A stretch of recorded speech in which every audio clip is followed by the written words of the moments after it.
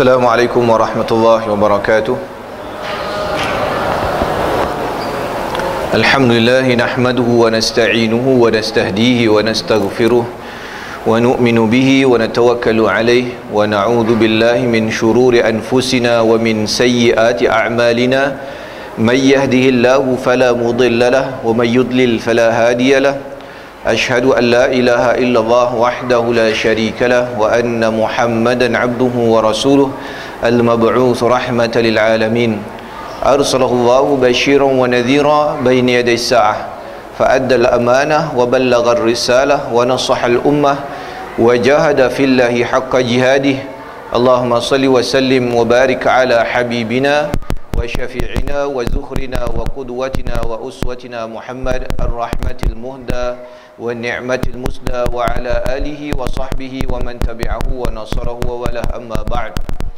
Yang dihormati tuan-tuan imam, tuan-tuan Bilal, jawatan kuasa surau, tuan-tuan haji, perempuan hajah, para asatizah dan ustazah, muslimin muslimat yang dirahmati oleh Allah Subhanahu wa taala sekalian. Alhamdulillah, ucap syukur pada Allah Subhanahu wa taala kerana pada malam ini Allah Subhanahu wa taala mengizinkan kita, Allah Taala rezekikan kita untuk kita bersama. Dan saya first time masuk ke kawasan La Cottage ni. Saya kuliah dekat Masjid Putra Perdana tu lama dah, Putra Perdana. Dulu dekat Al-Muttaqin Badan Usaha Putra, cuma kawasan La Cottage ni first time lah saya masuk. Dan bila tengok surau ni, masya-Allah cantik. Takut salah surau, jadi tengok dua kali signboard, betul surau ni, takut salah pergi tempat kan. Alhamdulillah, Allah Subhanahu wa taala rezekikan saya bertemu dengan tuan-tuan di surau tuan-tuan yang indah ni. Jadi sebelum kita melanjutkan dengan lebih panjang pengajian kita pada malam ini yang kita akan mulakan, jadi eloklah saya memperkenalkan diri saya terlebih dahulu. Nama saya Muhammad Hasbullah bin Muhammad Najib. Orang panggil Ustaz Hasbullah Najib lah biasanya. Dan saya berasal daripada Keluang, Johor. Kalau ada orang Keluang, geng-geng JDT, kita geng sama lah. Tinggal di Seri Kembangan, Selangor. Rumah saya tak jauh daripada The Mines tu. Dan saya masih lagi sedang melanjutkan pengajian di peringkat PhD dalam bidang Usuluddin dan Falsafah, pengkhususan Tafsir Quran, Fakulti Pengajian Islam, Universiti Kebangsaan Malaysia UKM lah, masih lagi. Dan dalam masa yang sama saya juga bertugas sebagai ketua pegawai operasi di sebuah NGO Muslim Volunteer Malaysia. Baik, insya-Allah kita akan kenal dengan lebih lanjut dari masa ke semasa lah, insya-Allah. Jadinya saya dah tanya kepada Ustaz Hafiz, apa kitab yang sesuai mengajar kat sini. Adalah saya dah bagi list, antaranya kitab hadis, kitab sirah dan kitab fiqh. Saya bagi tahu Ustaz Hafiz, Ustaz Hafiz tanya pada jawatankuasa. Jadi decision ni adalah kita akan sama-sama baca, iaitu kitab yang berkaitan dengan fiqh mazhab Syafi'i, iaitu adalah satu kitab yang tidak asing lagi, dipanggil kitab Safinatun Najah. Safinatun Najah ni kalau dalam bahasa Melayu ni terjemah dia, safinah ni perahu, ataupun kapal lah. Najah ni yang selamat, bahtera yang sejahtera, bahtera yang berjaya lah. Kenapa disebut dengan kitab ni Safinatun Najah? Kerana kita punya perjalanan kita menemui Allah Subhanahu wa taala ni, kita macam bahtera lah. Dan yang menyelamatkan kita adalah amal soleh kita. Kalau kita buat amal soleh tanpa ilmu yang tepat, tanpa kita tahu rukun, tanpa kita tahu sah dan batal dia, maka ditakuti amal kita tu syok sendiri, kita tertolak. Kerana di sana syaitan ni dia pandai mempermainkan kita. Ada orang yang dia sengaja tak nak bagi, syaitan ni tak nak bagi dia buat amal. Dia kata kau tak payahlah pergi masjid, kau tak payahlah semayang. Ada orang yang macam ni, level pertama ni dia dah kalah dah, dia tak semayang terus dah, dia tak buat amal langsung, syaitan dah berjaya. Ada level yang kedua, syaitan tak berjaya buat dia tak buat amal, dia buat amal tapi dia buat tanpa ilmu. Maka syaitan biarkan je dia buat. Kerana dia buat sesuatu tu mungkin dalam keadaan tidak sah, dan solat dia ataupun amalan dia tu tidak diterima oleh Allah Subhanahu wa taala. Ada yang syaitan buat boleh buat amal sah, kemudian riak pula. Dia jadi riak pula, dia rasa macam aku buat ni, orang kata aku rajin pergi surau ni, aku ni nampak rajin lah buat amal ni kan.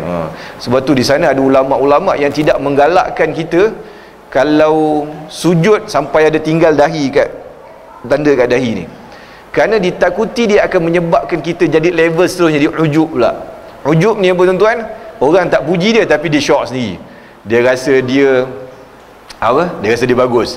Bila tengok cermin ada tanda hitam, aku ni rajin semayang rupanya ni. Muka ni ada tanda ahli syurga. Dia dah puji di sini. Bahaya jadi ujub. Pun Allah Subhanahu Wa Taala tak pandang juga. Jadinya kita ni nak bagi menyelamatkan diri kita daripada dipermainkan oleh syaitan ni, tak nak kita kena ada ilmu lah supaya kita faham berkaitan dengan apa yang kita buat ni. Dan ilmu yang paling penting yang Allah Subhanahu Wa Taala akan tanya dan yang dituntut untuk kita belajar, salah satunya selain daripada ilmu akidah adalah ilmu fiqh, ilmu fardu ain asas. Kita pun taklah mengaji, saya pun taklah ajar tuan-tuan fiqh 4 mazhab. Mana tuan-tuan kena belajar mazhab Syafi'i batal solat, batal wuduk dia macam mana, Hambali macam mana, Hanafi. Tuan-tuan pening kepala dah nanti kan. Kita yang mazhab Syafi'i ni pun kadang-kadang was-was, dia tak apa nak faham lagi. Jadi cukup untuk kita belajar asas. Yang penting kita buat satu ilmu tu, pada suatu amal tu berdasarkan ilmu dan dia diterima oleh Allah Subhanahu Wa Taala. Kita tak nak buat amal tu secara syok sendiri. Dan kata salah seorang ulama besar, nama dia Imam Zainuddin Abi Hafs Ibn Umar Al-Wardi, dalam kitab dia Bahjatul Hawi, mukaddimah kitab dia disebut apa? Wa ba'du fal ilmul azimul manzalah qad istafadhahu khiyara khalqilah wal umru an tahsil kullu ilm yaqsuru fabda minhu bil aham wa dhalikal fiqhu fa inna minhu la ghina fi kulli halin anhu. Kata Imam Zainuddin, dia kata wa ba'du, ada pun selepas itu, fal ilmul azimul manzalah, ilmu ini Allah Subhanahu Wa Taala turunkan dalam keadaan agung. Siapa yang ada ilmu, dia akan Allah Taala akan naikkan di beberapa darjat. Yarfa'illahu alladhina amanu minkum walladhina utul ilma darajat. Allah Subhanahu Wa Taala angkat darjat orang beriman dari kalangan kamu, dan Allah Taala angkat orang yang berilmu ni beberapa darjat lebih tinggi daripada orang yang beriman. Jadi siapa yang ada ilmu, dia akan menguasai dunia dan akhirat. Siapa yang nak kuasai dunia, dia kena ada ilmu juga. Siapa nak kuasai akhirat pun, dia kena ada ilmu juga. Wal umr qad istafawa khiyar khalqilah. Allah Subhanahu Wa Taala telah menetapkan ilmu ni sebagai salah satu daripada sebaik-baik kejadian. Wal umru an tahsil kullu ilm. Wal umru an tahsil kullu ilm. Dan umur yang ada sepatutnya kita kena gunakan untuk cari kullu ilm, seluruh ilmu. Inilah yang dipegang oleh ulama-ulama terdahulu. Sebab tu tuan-tuan tengok ulama-ulama dahulu umur dia pendek tapi ilmu dia masya-Allah. Al-Imam Nawawi rahimahullah, Imam Nawawi ni kalau dalam mazhab Syafi'i level dia nombor 2 daripada Imam Syafi'i. Imam Syafi'i tu mujtahid mutlak, paling tinggilah. Imam Nawawi ni nombor 2 ataupun nombor 3, bawah sikit. Imam Nawawi meninggal umur 40 tahun tuan-tuan. Meninggal umur 40 tahun. Tapi karangan dia, fatwa dia, pendapat dia kita pakai sampai ke hari ini. Kerana apa? Kerana orang dulu menghabiskan umur dia dengan belajar. Imam Ghazali rahimahullah meninggal umur 55 tahun. Tapi kitab-kitab dia, karangan dia kita pakai sampai hari ini. Nama dia orang sebut sampai hari ini. Kerana apa? Kerana dia menghabiskan umur dia dengan mencari ilmu. Begitulah dengan ulama-ulama lain. Sebab tu kalau tuan-tuan baca kisah orang dulu, mereka belajar bukan satu masa yang pendek lah. Kita ni kalau kita campur proses pembelajaran kita daripada sekolah menengah, campur universiti, siapa yang sambung degree, master, PhD, mungkin semua total pun tak sampai 20 tahun pun belajar. Tapi orang dulu dia belajar 40 tahun tu biasa, 30 tahun, 40 tahun belajar tu biasa. Ini orang-orang dululah. Jadi sebab tu mereka betul-betul alim. Jadi mereka akan cuba kuasai banyak ilmu. Kalau kita tengok Al-Imam Ibn Katsir rahimahullah, dia menguasai 3 bidang ilmu. Dia juga mufassirin, ulama tafsir. Dia juga muhaddithin, ulama hadis. Imam Ibn Katsir ada kitab hadis dia banyak. Dan juga dia seorang muarrikh, ulama sirah. 3 bidang kepakaran dikuasai sekali. Tapi kita zaman moden ni kita tak akan mampu buat macam tu. Seorang dia akan mempunyai satu kepakaran saja kan biasanya. Kalau orang tu buat PhD, dia profesor, dia akan profesor satu bidang je. Dia tidak akan menguasai beberapa bidang.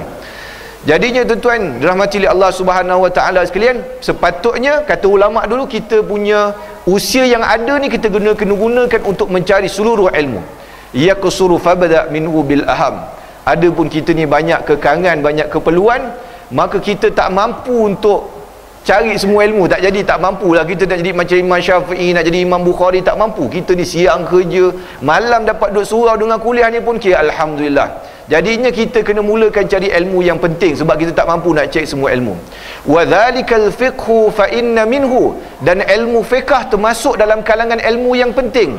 La ghina fi kulli halin anhu, kerana setiap benda dalam kehidupan kita ni, daripada kita bangun tidur sampai kita tidur semula, daripada kita hidup seorang diri, berkeluarga, bermasyarakat, bernegara, berekonomi, semua sekali ni dia menghajat kepada fiqh. Semua kena merujuk kepada fiqh, barulah perkara tersebut dikira sebagai orang yang hidup mengikut syariat yang ditentukan oleh Allah Subhanahu wa taala. Kita tak boleh dalam sebahagian hidup kita ikut agama, sebahagian hidup kita tak akan ikut agama. Kita bab taharah kita ikut agama, bab nikah kahwin kita ikut agama, bab solat kita ikut agama. Tapi bila bab berurusan dengan bank, kita kata yang ni bank, Islamic banking ni dia macam tak bagus sangat lah, kita kena ambil konvensional. Dia tak boleh macam tu. Kalau kita memilih juzuk-juzuk kehidupan kita, sebahagian kita ikut Islam, sebahagian kita ikut Barat, maka kita tak jauh beza dengan ahli kitab yang Allah Subhanahu wa taala sebut dalam Quran Al-Karim. Perangai mereka apa dia? Afatu'minuna bi ba'dil kitabi wa takfuruna bi ba'd. Adakah kamu beriman dengan sebahagian daripada kitab dan kamu tolak sebahagian daripada kitab, kamu kufur dengan sebahagian daripada kitab? Mana yang kena dengan kamu ambil, mana yang tak kena dengan kamu letak tepi. Jadi kita sebagai orang beriman, semua benda kita akan cuba ikut apa yang disyariatkan oleh baginda Nabi sallallahu alaihi wasallam. Baik. Kemudian kitab yang kita baca ni dia adalah kitab penting dalam mazhab Syafi'i. Siapa yang mengaji mazhab Syafi'i, kitab Safinatun Najah ni, kalau dia tak kenal, maka dia pelik lah. Macam mana mengaji Syafi'i tapi dia tak kenal kitab Safinatun Najah. Dia antara kitab yang mesti orang kenal, orang mengaji mazhab Syafi'i. Dan kitab ni kita bukanlah ambil matan ataupun core kitab ni dia ada mabsutat dengan mukhtasar. Dia ada kitab yang tebal dan dia ada mukhtasar, ringkasan-ringkasan. Ada kitab yang dipenuhi dengan matan saja. Matan ni kalau bahasa mudah kita ni macam pati lah. Kalau tuan-tuan beli air Sunquick kan, yang tu pati dia, tuan-tuan tak boleh minum pati tu. Kalau tuan-tuan minum, menyembur tuan-tuan keluar air. Sebab apa? Sebab manis sangat kan, pekat. Dia kena campur air sikit baru tuan-tuan boleh minum. Begitu juga kitab ni dia ada matan dia, matan Ibn Zubat, matan yang lain. Dia punya core dia je. Kita nak baca dia, kita kena tengok syarah dia. Seperti mana kitab Sahih Bukhari, tebal. Itu semua matan hadis saja. Dia ada kitab Fathul Bari. Imam Ibn Hajar buat syarah kitab tu supaya kita mudah faham apa yang dimaksudkan oleh para ulama. Jadi kitab ni adalah kitab yang kita baca ni, Al-Mujtaba fi Syarah Safinatun Najah. Iaitulah kitab dalam mensyarahkan matan-matan daripada Safinatun Najah, merungkai asas-asas fiqh dalam mazhab Al-Imam Syafi'i rahimahullah. Baik. Satunya, kita kena kenal siapa Imam Syafi'i dulu. Kita belajar fiqh mazhab Syafi'i, kita kena kenal Imam Syafi'i. Saya tak berhajat untuk cerita panjang lah Imam Syafi'i ni, sebab kalau cerita Imam Syafi'i saja di satu kuliah lah, di satu kuliah lain. Kerana Imam Syafi'i ni tuan-tuan, dia ni seorang ulama besar. Ulama besar yang dekat dengan zaman Nabi SAW. Kurun dia adalah kurun dekat dengan Nabi. Imam Syafi'i rahimahullah belajar daripada Imam Malik. Imam Malik belajar daripada Imam Nafi'.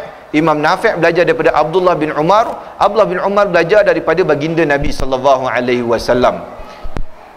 Imam Syafi'i hidup sekitar tahun 150 Hijrah. Maknanya lebih kurang 100 tahun, 150 tahun lepas kewafatan Nabi SAW. Dia hidup pada kurun-kurun yang awal.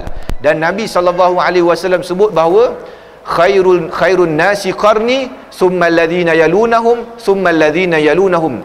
Sebaik-baik kurun umat aku adalah hidup kurun aku, kemudian mereka yang mengikutinya, kemudian mereka yang mengikutinya. Jadi ulama-ulama sebut berdasarkan hadis ni, 300 tahun pertama hijrah ini adalah tahun yang terbaik bagi umat Islam. Inilah zaman keemasan ilmu Islam. Sebab tu kalau tuan-tuan tengok empat imam imam muktabar mazhab ni, imam bermula dengan Imam Abu Hanifah. Imam Abu Hanifah hidup sekitar tahun 50 Hijrah. Kemudian Imam Malik hidup sekitar 100 Hijrah sampai 160 atau 170 Hijrah. Kemudian Imam Syafi'i 150 Hijrah. Kemudian Imam Abi Hanbal 160 Hijrah. Kemudian kalau tuan-tuan tengok imam-imam hadis, ulama sunan sittah ataupun sunan tis'ah ni, semuanya hidup dalam kalangan 300 tahun hijrah dan ke bawah. Mereka ulama-ulama besar yang kita pakai pendapat mereka ni hidup zaman yang Nabi SAW sebut sebagai kurun-kurun yang terbaik dalam kalangan umat Nabi SAW, kerana mereka hidup kurun dekat dengan Nabi SAW. Adapun kita hidup kurun dekat dengan Dajjal. Kita ni dah jauh dengan Nabi SAW dah 1400 tahun. Kita ni dekat sangat dengan zaman Dajjal, ujung-ujung kita. Jadi kita ni banyak berlaku macam-macam lah, penyelewengan dalam agama, penambahan, ubah suai, hadis palsu, macam-macam benda, menyebabkan kita ni nak tak nak kita kena refer kepada orang-orang yang awal daripada zaman yang hampir dengan Nabi SAW. Al-Imam Syafi'i ni, dia merupakan orang yang Allah Subhanahu Wa Taala beri kelebihan luar biasa. Kalau tuan-tuan baca kisah ulama-ulama yang besar ni, macam Imam Syafi'i, macam Imam Ahmad bin Hanbal, macam Imam Bukhari, mereka ni Allah Ta'ala bagi kekuatan ingatan yang luar biasa, tuan-tuan. Sebab tu mereka boleh hafal hadis. Imam Ahmad bin Hanbal hafal 1 juta hadis, matan dan juga sanad. 1 juta hadis Imam Ahmad bin Hanbal hafal. Imam Bukhari lebih daripada tu lagi lah. Mereka ni ada ingatan yang luar biasa. Al-Imam Syafi'i rahimahullah, kisah yang masyhur, dia sebelum belajar dengan Imam Malik mengajar kitab Muwatta' waktu tu, dia datang dalam keadaan dah hafal kitab Muwatta' tu. Kita datang kuliah kan, ustaz ajar kita kitab pun tak tahu lagi apa nak baca kan. Tak, Imam Syafi'i datang dah hafal kitab dah, apa yang Imam Malik nak ajar. Dia ingatan luar biasa Imam Syafi'i rahimahullah. Imam Syafi'i kalau berjalan, dia akan tutup telinga dia, kebiasaannya. Kenapa dia tutup telinga? Kerana kalau dia berjalan, dia dengar orang bercakap, dia akan hafal apa semua orang cakap. Ingatan dia kuat. Imam Syafi'i rahimahullah dalam kelas Imam Malik, kadang-kadang dia tidur, tapi Imam Malik tanya, dia jawab. Dia tidur tapi dia hafal, recording dia on dalam kepala. Pernah Imam Syafi'i rahimahullah dengar kelas Imam Malik, dia ambil air liur, dia tulis kat tangan. Habis daripada tu Imam Malik panggil, dia kata, kau buat apa ni? Kau buat kerja sia-sia, tulis tangan pakai air liur. Cuba kau baca balik apa yang kau tulis. Imam Syafi'i boleh baca balik semua apa yang Imam Malik sebut tadi. Dia tulis tu buat syarat je, tapi sebenarnya dia rekod dalam kepala dia. Ini kita kata hebatnya Imam Syafi'i rahimahullah. Imam Syafi'i kalau dia buka kitab, dia baca sebelah, dia faham sebelah. Dia tutup sebelah ni, dia akan baca sebelah ni, dia akan faham sebelah ni. Kalau kita baca, yang belah sini pun tak faham, belah sini pun tak faham. 10 kali baca pun tak faham kadang. Itu lemahnya kita, tuan-tuan. Itu kita kata dari sudut ingatan Imam Syafi'i lah. Ilmu dia jauh lagi, tuan-tuan. Kita nak bahas ilmu Imam Syafi'i ni. Imam Syafi'i seorang mujtahid mutlak. Mujtahid ni apa, tuan-tuan? Dia kalau keluar ijtihad, dia salah pun dapat pahala. Itu level mujtahid. Kita tak dapat. Zaman sekarang ni dah hampir tak ada lah orang level mujtahid, tuan-tuan. Syarat-syarat mujtahid ni banyak. Antaranya, kalau kita tengok dalam kitab karangan Al-Imamul Haramain Juwaini, kitab Al-Waraqat, dia letakkan syarat-syarat untuk orang tu menjadi mujtahid. Maknanya dia boleh keluar, dia ambil Quran, dia ambil hadis, dia boleh ijtihad, keluar hukum. Siapa orang yang boleh level macam ni? Syarat pertama dia, mestilah dia ni fasih betul-betul dalam bahasa Arab. Fasih betul-betul dalam bahasa Arab. Kenapa? Kerana dua sumber kita, Al-Quran dengan hadis, bahasa Arab. Jadi nak tak nak kita kena betul-betul mahir bahasa Arab, barulah kita faham apa yang dimaksudkan oleh Allah Subhanahu Wa Taala dan Rasulnya. Baru kita boleh keluar hukum. Kita tak boleh. Imam Syafi'i rahimahullah orang mana, tuan-tuan? Imam Syafi'i orang Gaza. Gaza yang kena serang tu Imam Syafi'i orang situ. Imam Syafi'i orang Gaza, maknanya dia ni mother tongue dia, bahasa ibunda dia bahasa Arab. Tapi Imam Syafi'i pada 10 tahun awal pengajian dia, Imam Syafi'i belajar bahasa Arab. 10 tahun awal pengajian dia orang Arab, tapi 10 tahun awal pengajian dia mengaji bahasa Arab je dulu. Supaya apa? Supaya dia boleh betul-betul faham apa yang dimaksudkan dalam Al-Quran dan apa yang dimaksudkan dalam hadis. Kerana Quran dan hadis ni kita tidak boleh baca secara literal. Kita kena tengok apa yang disyarahkan oleh ulama dan apa yang dimaksudkan dengan perkataan tersebut sebenar. Kerana apa? Kerana ada perkataan-perkataan tertentu yang dia memaksudkan maksud-maksud tertentu bukan yang kita faham pada zaman hari ini. Dia berbeza. Dan kita kena ingat, Nabi SAW tuturkan hadis 1400 tahun dulu dengan bahasa Arab 1400 tahun dulu punya pemahaman. Kita tak boleh ambil konteks bahasa tu dalam bahasa moden hari ni. Dia tak sama, tuan-tuan. Macam kita orang Melayu Malaysia, kalau 1400 tahun dulu punya bahasa, saya ingat kita pun tak faham orang Melayu cakap apa dulu kan. tok nenek kita punya bahasa, kalau kita reverse balik 1400 tahun dulu, kita tak faham. Tuan-tuan pernah pergi Terengganu tak? Pergi Batu Bersurat Terengganu, tuan-tuan pergi Museum Losong tu kan, tuan-tuan cuba baca Batu Bersurat tu. Saya yakin tuan-tuan tak akan faham kebanyakan daripada isi kandungan Batu Bersurat tu. Kenapa? Kerana dia menggunakan bahasa Melayu kuno yang ada pengaruh Sanskrit dekat situ. Itu saya nak tunjukkan bagaimana masa ni menyebabkan bahasa kita faham pun berbeza. Dan tuan-tuan dirahmati oleh Allah Subhanahu wa taala sekalian, Al-Imam Syafi'i rahimahullah merupakan orang yang sangat teliti dalam mengeluarkan satu-satu hukum. Sebab tu tuan-tuan akan dapati mazhab Syafi'i ni paling ramai dipegang oleh ulama. Ulama ramai ikut mazhab Syafi'i. Sebab mazhab Syafi'i paling teliti sekali. Tetapi yang paling ramai ikut mazhab adalah mazhab Hambali. Umat Islam paling ramai ikut mazhab Hambali. Kerana mazhab Hambali ni dia ringan, dia banyak mudah banding mazhab Syafi'i. Mazhab Hambali tersentuh lagi perempuan tak batal wuduk, tapi kita mazhab Syafi'i tersentuh syahwat tak syahwat batal. Jadi tu kita kata Imam Syafi'i ni diteliti dalam hukum, dan ulama-ulama banyak berpegang kepada pendapat Al-Imam Syafi'i rahimahullah. Saya sebut bagaimana telitinya Imam Syafi'i dalam mengeluarkan satu hukum. Satu hari Imam Syafi'i musafir naik unta. Musafir. Kemudian ada orang nampak Imam Syafi'i tengah jalan, dan dia tegur Imam Syafi'i. Dia kata, wahai Imam Syafi'i, boleh tak aku nak tanya kamu satu soalan? Imam Syafi'i ingat dia nak tanya soalan berkaitan dengan agama lah. Dari Imam Syafi'i kan orang tanya soalan agama lah. Rupanya kawan ni dia tanya, ya wahai Imam Syafi'i, unta yang kau naik ni ada berapa kaki? Jadi unta yang kau naik ni ada berapa kaki? Kalau kita bawa trailer, orang tanya tayar trailer tu syok juga lah kan, boleh dah kira cakap banyak sikit. Unta ada berapa kaki? Kalau kita tuan-tuan, mungkin atas unta kita dah cakap dah, unta aku 4 kaki lah, takkan unta ada 5 kaki pula kan. Tapi Imam Syafi'i rahimahullah, sebelum dia keluarkan jawapan, dia turun daripada unta dulu, dia kira unta tu 1, 2, 3, 4. Unta ni ada 4 kaki. Orang tu kata, kenapa kau turun kira? Kan kita tahu unta ada 4 kaki. Dia kata, aku kena pastikan dahulu, sebab tadi aku bawa unta ni jauh, aku takut unta ni tadi kaki dia sakit, putus ke apa, aku tak kira. Tiba-tiba aku jawab kat kau 4. Jawapan salah sebenarnya. Jadi aku turun dulu, confirmkan lu 4 kaki, baru aku jawab. Nampak tuan-tuan betapa Imam Syafi'i, kalau bab tu pun dia berhati-hati dalam mengeluarkan jawapan, apatah lagi bab dalam hukum hakam agama. Sebab tu Imam Syafi'i dia agak teliti dalam hukum hakam. Jadi kita sebagai orang awam, ni pun kita nak cerita juga. Hari ni mukadimah kitab je, tu tak buka kitab lagi. Sebagai orang awam, kenapa kita kena ikut mazhab? Yang ni pun kena bagi faham juga ni. Sebab ada di antara kita yang baru dengar YouTube 3-4 kuliah, baru duduk kuliah maghrib berapa-berapa, tengok TikTok agama sikit, dah tak nak ikut mazhab. Oi, hebat ni tuan-tuan. Dia baru dengar kuliah sikit, tengok YouTube sikit, baca blog sikit kan, tak nak ikut mazhab dah tuan-tuan. Ni kita kata, kenapa kita kena ikut mazhab? Okey.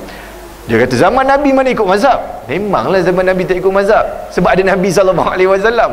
Kemudian sahabat-sahabat pun dia ada ijtihad dia sendiri, dia belajar daripada Nabi SAW, ada ijtihad dia sendiri. Sahabat-sahabat ni alim. Jadi kenapa kita hari ni perlukan mazhab, sedangkan zaman Nabi tak ada mazhab? Ni kena faham. Kerana kita jahil. Jawapan mudah je.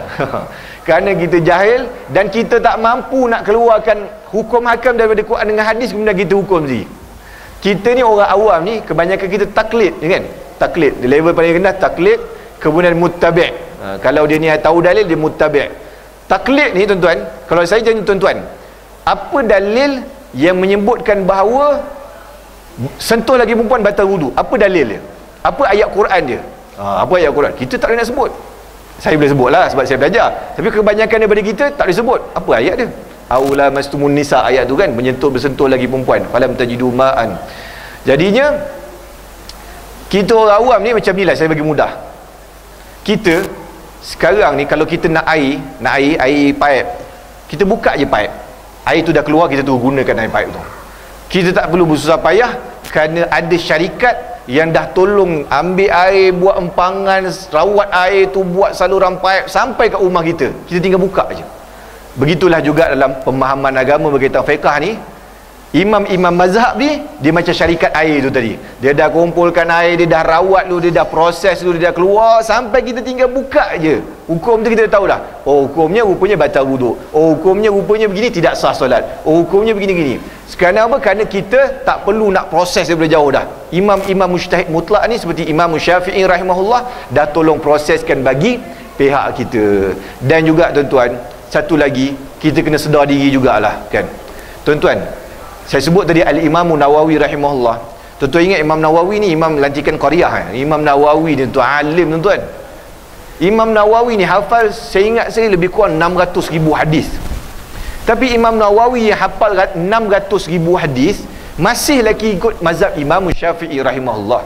Orang yang hafal 600,000 hadis. Al-Imam yang saya sebut ni Imam Ibn Katsir rahimahullah, orang yang alim, muhaddisin, mufassirin, muarrikh, masih lagi ikut mazhab Syafi'i. Tuan-tuan, kita ni hadis saya ingat tak sampai 10 hafal, dah tak nak ikut mazhab dah tuan-tuan. Itu pun hafal hadis pun dengan pemahaman yang tak berapa tepat. Sedang kan kalau nak betul-betul faham hadis ni, dia ada lebih kurang, kalau tak silap saya 78 cabang ilmu yang kita kena faham, baru kita boleh faham hadis tu dengan sebetul-betulnya.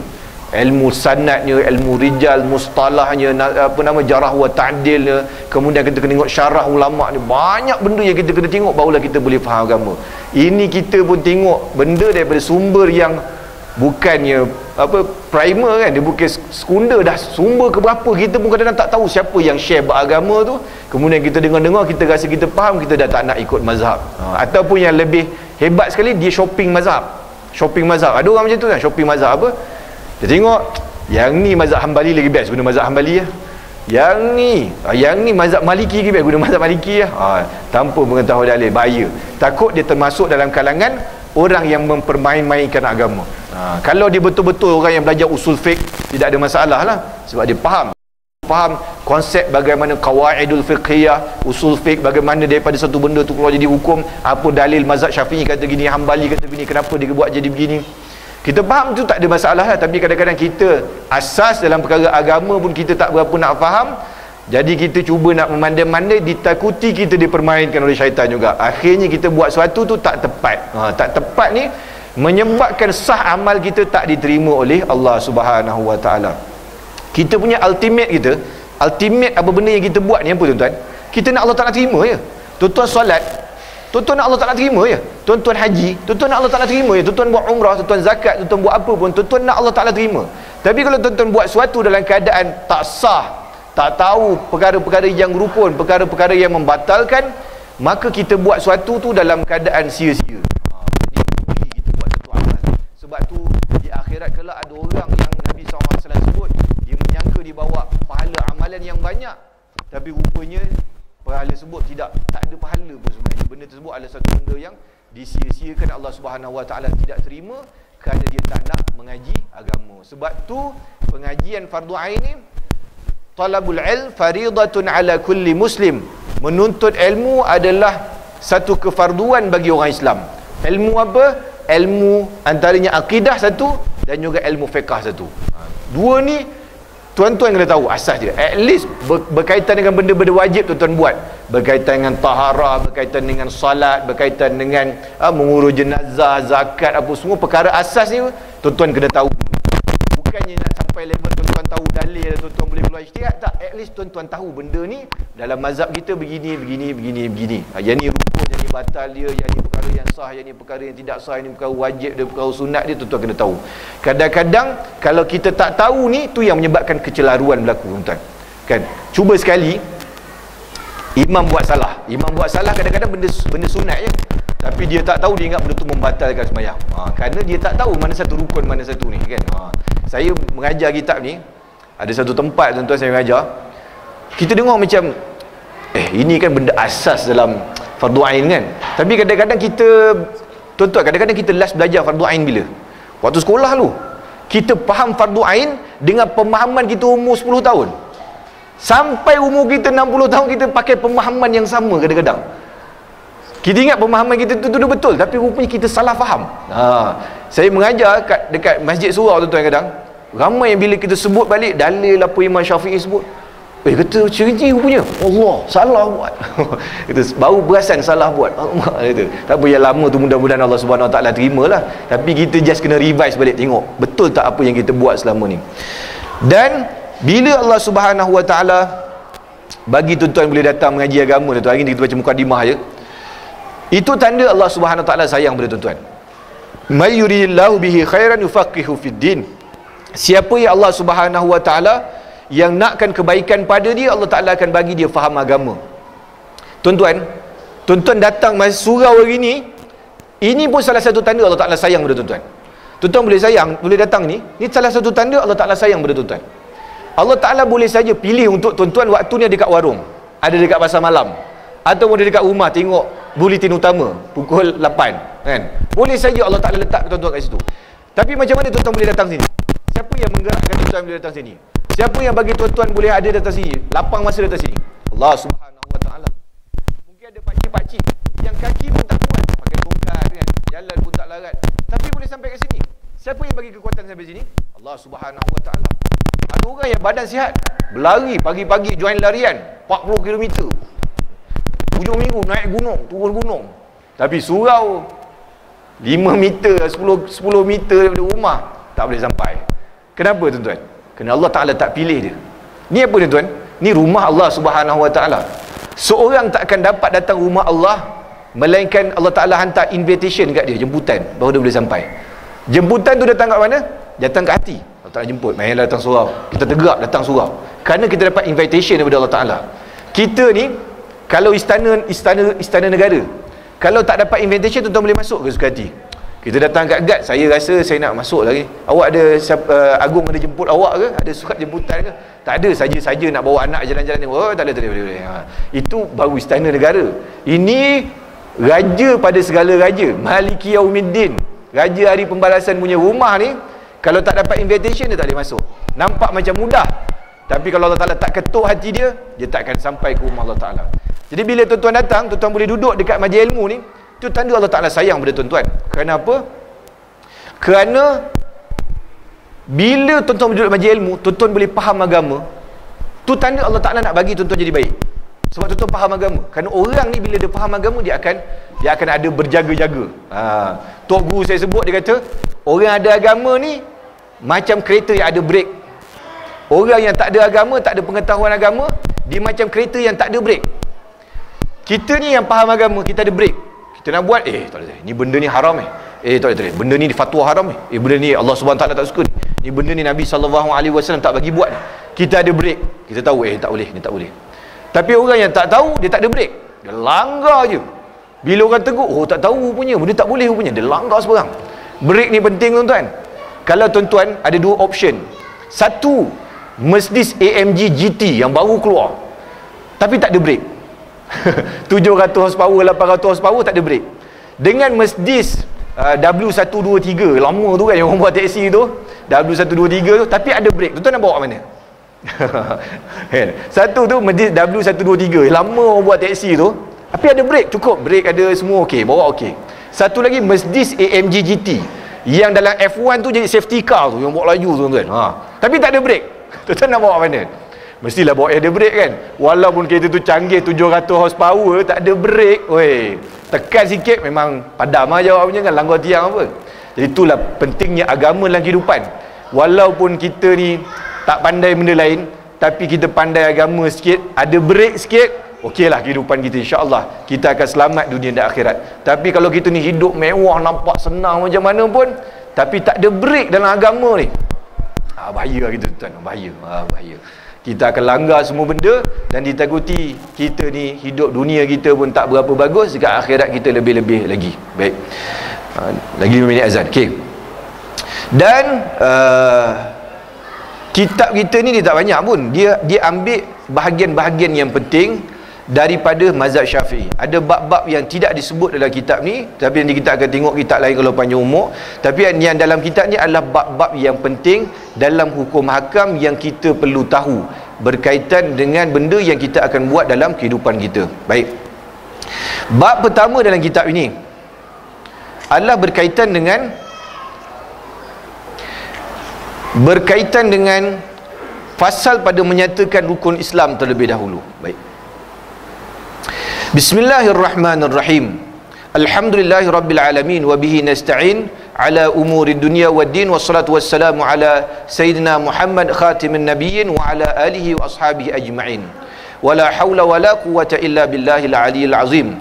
Faslun arkanul Islam khamsah. Syahadatu an la ilaha illallah wa anna Muhammadar Rasulullah wa iqamus salah wa ita'iz zakah wa saumi Ramadan wa hajjul baiti man istata'a ilaihi sabila. Baik. Bab yang pertama ini pada menyatakan rukun Islam. Iaitulah perkara yang sangat penting bagi kita orang beriman, mesti tahu rukun Islam.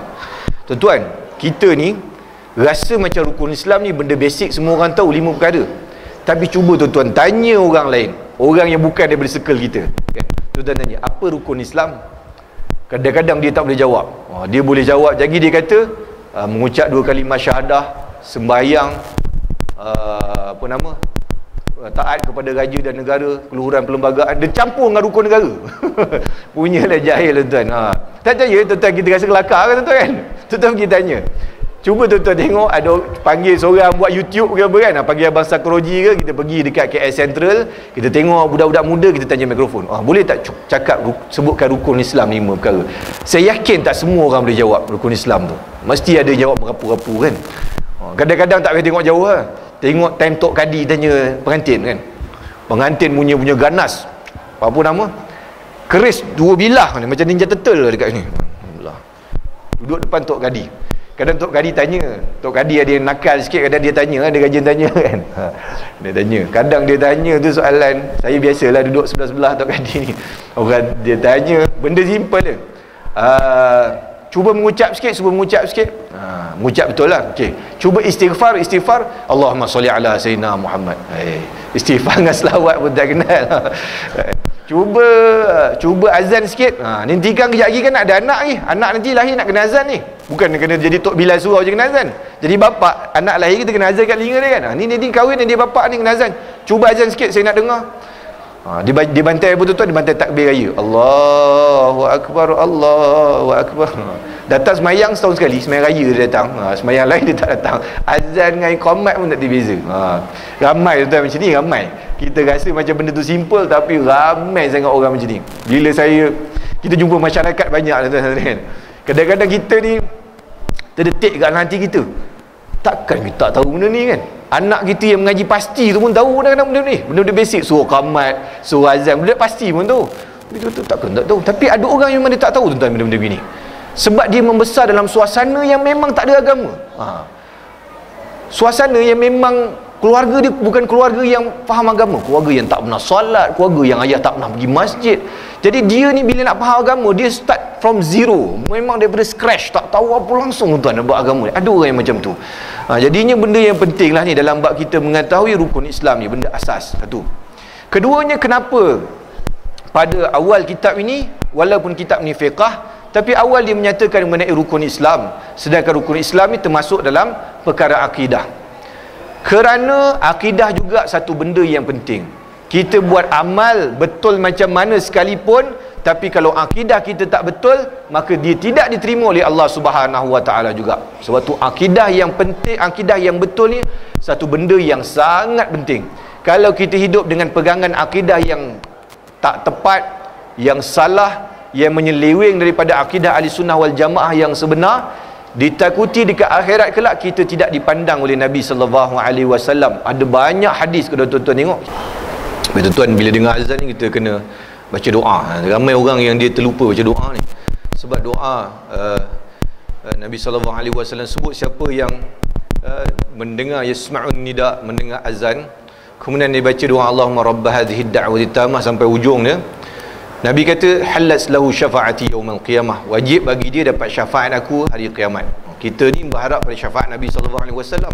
Kadang benda mudah macam jawab ataupun membaca doa lepas azan pun kita tak buat, sedangkan itu perkara yang mendatangkan syafaat pada kita di hari akhirat kelak. Baik, tuan-tuan dan puan-puan muslim-muslimat dirahmati oleh Allah Subhanahu wa taala sekalian, insya-Allah pada kuliah kita bulan hadapan barulah kita akan membahaskan dengan lebih panjang dengan apa yang ada dalam intipati kitab ini, iaitu pada mukadimah dia pada menyatakan mengenai rukun-rukun Islam. Mungkin tuan-tuan kata kitab ni tebal ni kan, baru kuliah pertama, muka surat pertama pun tak habis baca lagi kan. Jadi bila nak habis ni, sebulan sekali ni. Kalau tuan-tuan tuan-tuan ulama sebut, dia kata antara faktor yang boleh menambahkan umur adalah dengan mengaji ilmu. Mengaji ilmu menambahkan kita umur sebenarnya tuan-tuan. Dia boleh menyebabkan umur kita jadi panjang. selain daripada tuan-tuan ziarah silaturahim semua kan. Baca kitab ni, tuan-tuan mengaji ilmu, dia ada kelebihan, iaitu boleh panjang umur. Ulama sebut, kalau kita kata ini ustaz baca satu kuliah satu muka surat, kitab ni ada lebih kurang dekat 200 lebih muka surat ni kan, tak sempat lah saya buat kitab ni kan. Kalau kita kata tak sempat, memang tak sempat lah. Tapi kalau kita kata insyaAllah saya sempat ni, panjang umur, sempat habis kitab ni, insyaAllah kita akan ada masa. Antara kisah tuan-tuan, kisah saya suka sebut kisah Al-Qadi Imam Ibn Ziyad. Al-Qadi Ibn Ziyad ni antara ulama yang belajar agama lambat. Dia belajar agama bukan waktu umur muda, dia belajar agama umur 80 tahun. Saya ingat dalam surah ni pun mungkin tak ada umur 80 tahun kot. Imam Ibn Ziyad belajar agama, Qadi Ibn Ziyad belajar agama umur 80 tahun. Start belajar agama umur 80 tahun. Sebelum tu masa muda dia tak belajar agama pun. Umur 80 tahun baru dia mengaji agama. Dan dia belajar agama seperti mana saya sebut pada awal kuliah tadi, orang dulu belajar agama 10 tahun. Qadi Ibn Ziyad belajar agama 40 tahun. 80 campur 40, 120 tahun.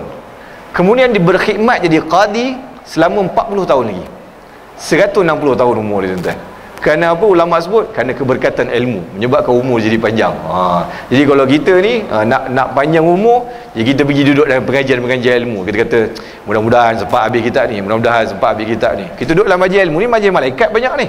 Malaikat mendoakan kita, kita doa, mudah-mudahan malaikat angkat sekali doa kita, dan kita pun dipanjangkan umur oleh Allah Subhanahu Wa Taala atas keberkatan ilmu ni tadi. Baik, sekadar tu saja mukaddimah kita untuk hari ni, mukaddimah untuk kitab yang kita akan baca ni. Jadi kalau tuan-tuan nak dapat kitab ni, kitab ni dikeluarkan oleh pejabat mufti wilayah Persekutuan ni, dikeluarkan oleh pejabat mufti wilayah Persekutuan. Tapi dekat kedai-kedai buku macam MPH, macam dekat popular bookstore, yang ni dikeluarkan oleh Karya Bestari. Dia ada jual kitab ni. Kitab dia gambar dia macam ni, nampak simple macam ni. Kitab Safinatun Najah. Jadi kalau tuan-tuan ada, dia lebih mudah lagi untuk tuan-tuan baca kan. Kita ni saya tak tahulah kalau ada level tuan-tuan yang macam Imam Syafi'i juga kan, dah datang-datang hafal kitab. Itu tak payah bawa kitab, tak apalah. Tapi kalau kita tak berapa nak Imam Syafi'i sangat, kena bawa kitab lah tuan. Takut lagi kita ni kan, bukan tuan-tuan hanya saya pun sama. Jadi sebab tu dia kena tulis lagi. Kadang-kadang kita lupa kan, kita ni tak payah tunggu bulan depan ni tuan-tuan. Jadi keluar ni kan, start motor dia hilang terus apa Ustaz sebut dia. Jadi kalau ada kitab ni, kita catat sikit-sikit, dia ada pengikat lah kan. Jadi akan datang kita boleh refer balik, hari tu Ustaz dah ajar itu bab wuduk ni macam mana, kita tengok ni ada ni, adalah reference kita balik kan. Adalah manfaat kita belajar. Jadi bolehlah nanti saya cuba tengokkan kat mana juga, nanti saya bagi tahu Ustaz Hafiz gambar kitab ni, jadi mudah untuk tuan-tuan cari. Mudah-mudahan akan datang kita boleh baca kitab ni bersama. Jadi sekadar tu saja untuk malam ni. Saya mohon maaf jika ada salah silap dan sebagainya. Aqulu qauli hadza wa astaghfirullahal azim li wa lakum. Assalamualaikum warahmatullahi wabarakatuh.